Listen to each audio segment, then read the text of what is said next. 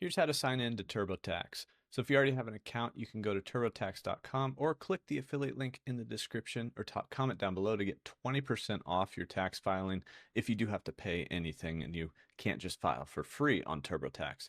But on the sign up or sign in page, you're going to find a sign in button, or you're going to see just this area right here where you can put in your phone number, your email, or your user ID.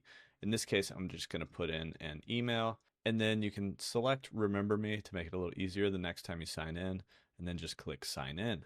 Now it's going to make you enter in your password, and it's likely going to have you do a two-factor authentication. So like texting you a code or using an authenticator app, something like that. So first we'll have to enter in our password. After we do that, we'll hit continue, and then it's going to say, do you want to add a passkey? I usually don't want a passkey on my desktop computer.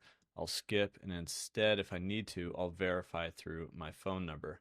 If you don't have two-factor authentication set up, then it won't have you verify.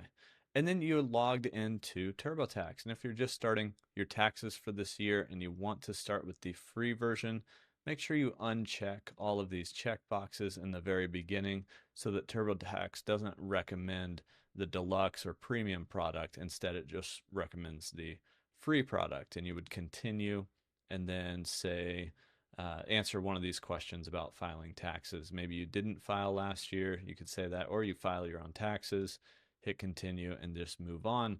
And so if you got through all of that, then you're ready to basically start your taxes. That's how you can sign in to TurboTax.